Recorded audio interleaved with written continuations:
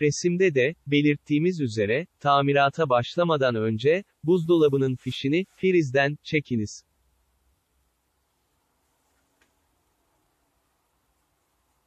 Soğutucu motorun, bağlantı kablosunu, çıkartalım. Bu arada, kapağı çıkardıktan sonra, toz varsa, onu, temizlediğinizi, varsayarak anlatıyorum. Ben, genel olarak, bakım yaptığım için, temiz.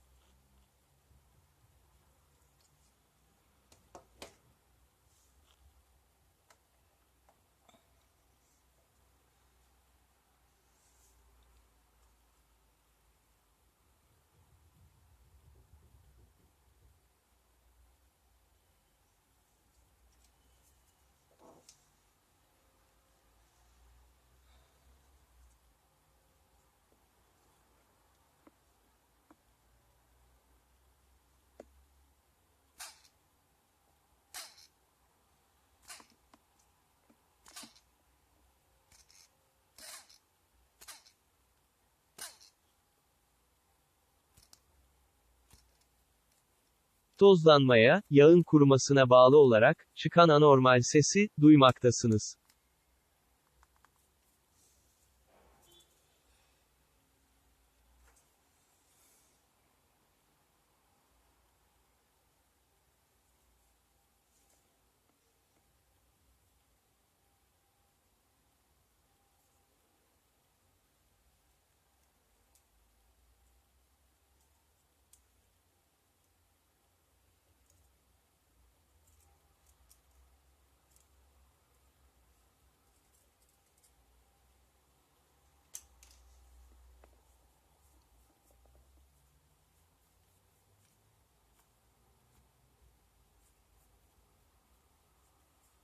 Evet, görüldüğü üzere, yağ, gösterilen yere, enjekte edildikten sonra, ses, kayboluyor.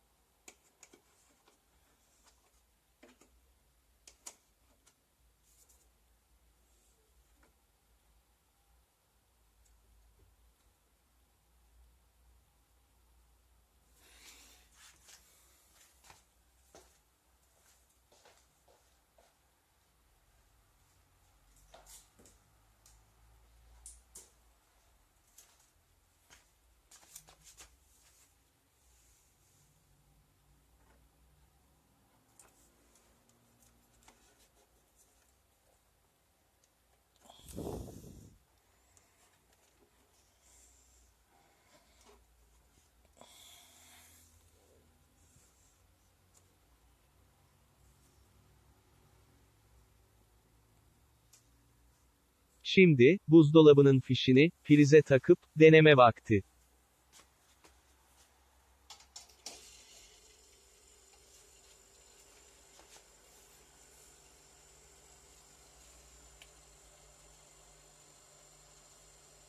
Duyduğunuz gibi, herhangi bir ses, yok.